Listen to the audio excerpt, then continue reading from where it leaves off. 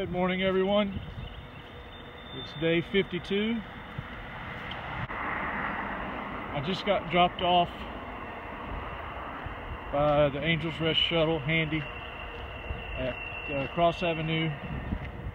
I just came over this little ridge and came out right there. So just a little tip before I forget. If you come into Pearisburg, the first road is Cross Avenue, but if it's earlier in the day, I recommend that you continue your hike over to, I think it's, I can't remember the road. It's 220. It's the major road over closer to Narrows, Virginia. And you can knock out about 5 more miles before you get over to the hostel. And had I done that yesterday, when I got in, then I'd be 5 more miles ahead. But I'd gotten to the hostel a couple hours later.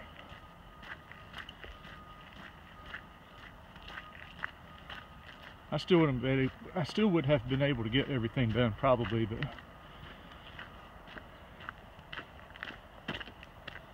as I was saying in the last video, Angels Rest is a pretty nice hostel. And the bunkhouse was warm. I wouldn't say it was toasty warm, but I slept most of the night on top of my sleeping bag. But it wasn't that cold. But there is a heater mounted on the wall. It's a pretty large heater. And some kind of propane heater because there's a big tank outside. But I woke up this morning, walked over to Hardee's, had the breakfast platter, and I put my pack and trekking poles in the Angels Rest shuttle van, and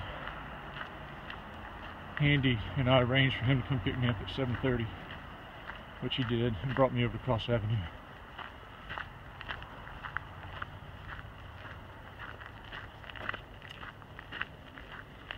So I'm not sure how far I'm going today. I'm not doing 28 miles. There's a shelter at 19.5, something like that, but it's closed because there's a bunch of trees that have been killed by, I think they said, the gypsy moth, and they're afraid that they're going to fall on the shelter. So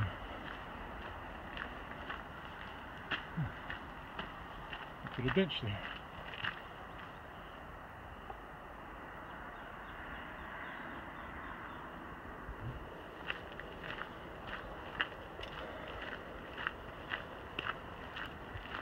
So, but there's supposed to be plenty of camping before and after that shelter.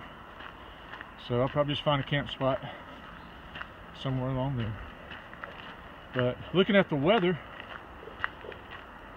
supposed to be nice for the rest of the week. I think the lowest or the coldest night was last night, which is another reason I chose to stay inside. But I think it's going to be like 35 tonight, and then the rest of the week it's going to be in the 40s or higher at night. So, and no precipitation. So I am enthusiastic about having a good week weather-wise. Okay, I don't know what points of interest are up here, but if I see something, I'll take some footage. Until then, this is Reboot, heading north. I'm going across the New River into Narrows, Virginia.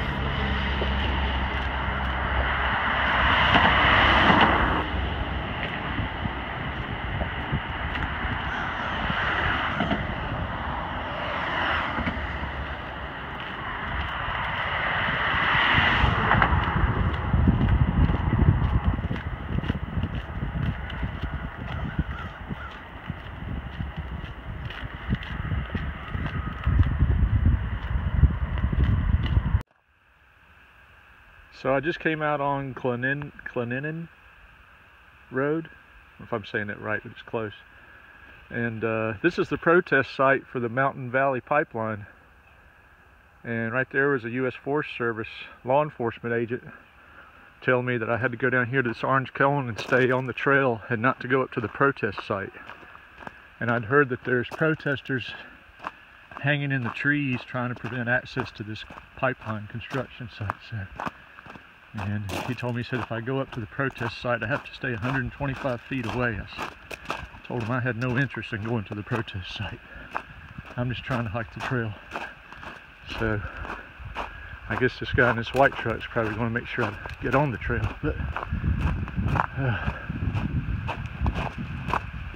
anyway, I know people have a lot of opinions about this, so I don't want to get into any kind of debate, but just inform people what's going on here. All right, out for now. It's 11:15. I've reached Peters Mountain Ridge.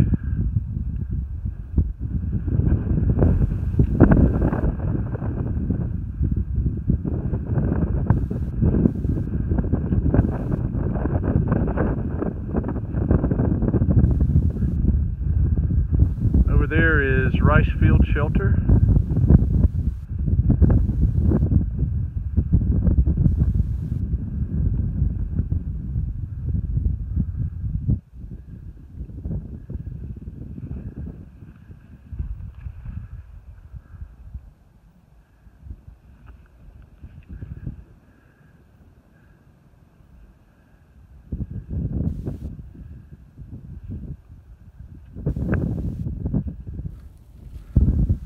We'll stop and have a little lunch here. It's 12:30. I've walked about 3.5 miles on this ridge line, and I have about 6.5 to go.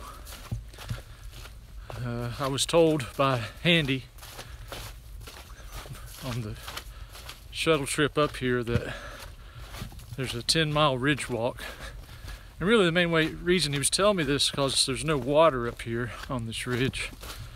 Although I did see a little bit of water, I don't know, maybe about a mile after the shelter. And maybe it's seasonal, but there was water there, but I'd already filled up before I got up to the ridge. But I'm making a video because I want to talk about what's known as the Virginia Blues. And if you are familiar with the trail and through hiking, you may already be familiar with the concept, but for those that aren't, the Virginia Blues is something that happens to through hikers when they get to Virginia. And a lot of people quit in Virginia, and they quit because of the Virginia Blues. Or maybe you just get the Virginia Blues and you're just not happy while you walk through Virginia. And there's a lot of reasons for this. There's actually YouTube videos where people talk specifically about the Virginia Blues. I think Dixie has one, but some of the reasons are that, you know, your initial enthusiasm about the through hiking has gone away. The trail does not have as many features of interest as Georgia, North Carolina, Tennessee, or even the very first part of Virginia, which has Damascus, Grayson Highlands, White Top.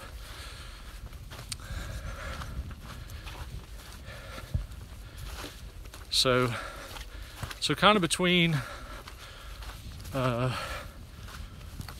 just after you come out of Grayson Highlands area, like past Old Orchard Shelter, and then up to McAfee Knob, although there is some pretty farm country, there's just not a whole lot of features that you look forward to.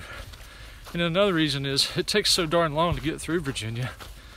You know, you get out of Georgia within,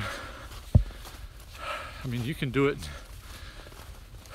10 days or even less.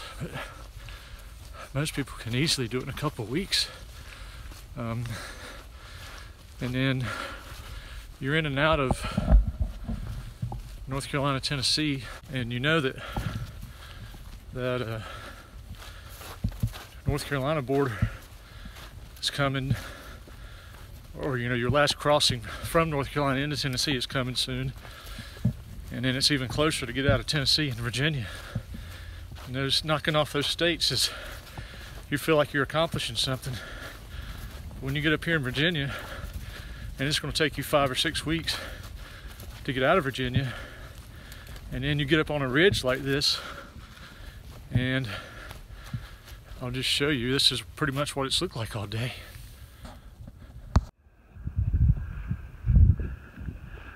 So this is what I've been looking at all day.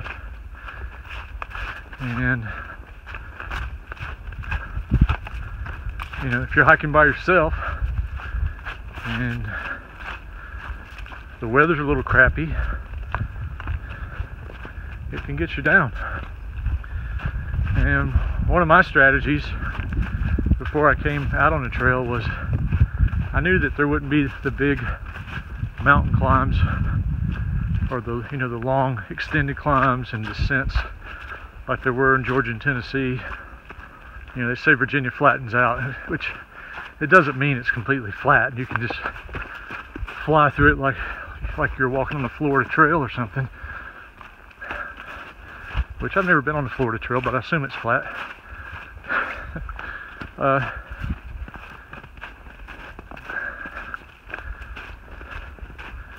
But I mean, you still go up to several mountains that are 3,000 feet, and when you get up on a ridge like this, there's a lot of puds, pointless up and downs. Puds are frustrating, especially when it's just one after another all day long. But anyway, back to my strategy. My strategy was to increase my mileage and kind of keep my mind occupied, or have more of a goal orientation by increasing my mileage up into the 20s. Now, you know what happened to me on my 28-mile day, which in retrospect was not very bright. But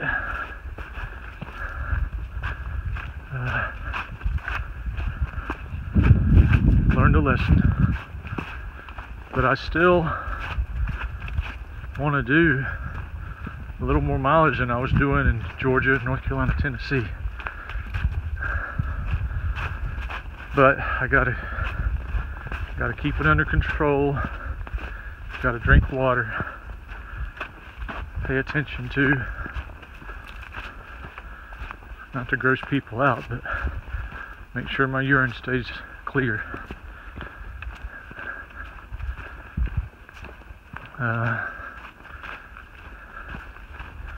I remember when I was in the Guard, we went to National Training Center, Fort Irwin, California, which is in the Mojave Desert. Now, I know it's Mojave, but if you're a Jerry Clower fan, he pronounced it Mojave. And he said that was near Yosemite National Park. But anyway, sorry for that little side trail I went down. But back to my story. Going to National Training Center, Fort Irwin, and I remember the training that prepped us before we went out there. They talked about urine color, and it said if your urine is clear, you're good. You've been drinking enough water. If your urine is yellow or greenish yellow, you need to drink more water. And if your urine is dark or dark orange or brownish orange, you're getting ready to go down. So I knew better, but I was feeling fine, so I didn't pay attention. But from now on, I will pay attention.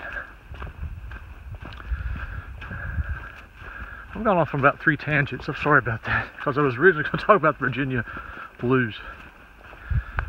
Back to the Virginia blues. I wanted to call them the Virginia blahs, because the trail is just blah. And I apologize to anybody that lives around here or likes this part of the trail, but, and I hate to talk negatively about any part of the trail, but I'm only saying this just to explain the concept. But, you know, I'm not thinking that I hate this, I'm really sad here. It's just something that I got to get through, and I'm going to do it. But I got to come up with things to occupy my mind while I'm up here, like maybe making a video. Or I had a first just a little while ago. I got a James Taylor song in my head, and there's such good cell phone reception up here, and I pulled up my Amazon Music and pulled up James Taylor's greatest hits and just listened to the whole thing. And because there was nobody around me, either in front or behind me, I just had the speaker playing. That's the first time I've felt the need to listen to music to occupy my mind, because normally I want to listen to the trail, but unless you want to hear the wind, there's just nothing to listen to here.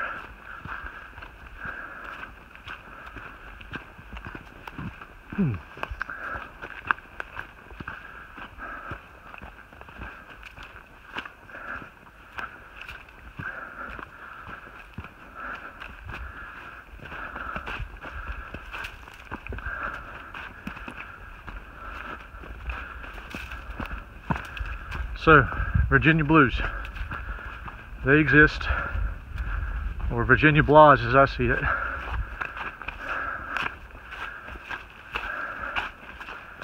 So, find a way to deal with it.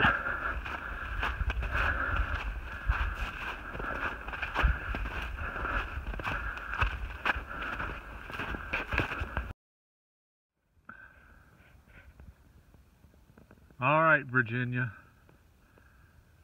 I owe you an apology.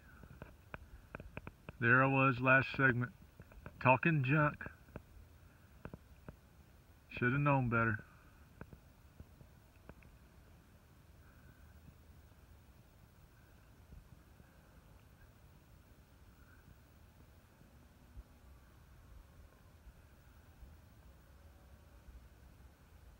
I don't know why I'm surprised. Well, I shouldn't be surprised that the trail continues to humble me.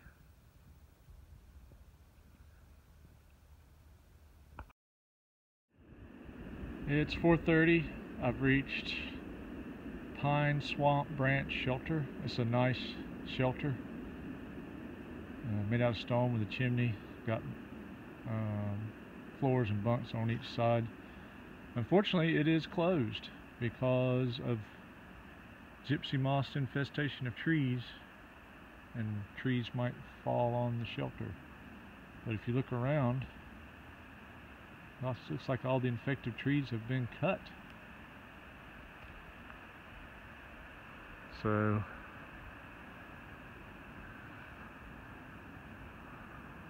and it's been this way since last year. So once again, the inefficiency of the federal government causing delay of services.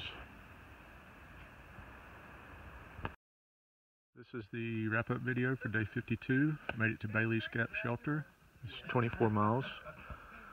There's no place to set up a tent here, so I want to share this shelter with about 6 other people. So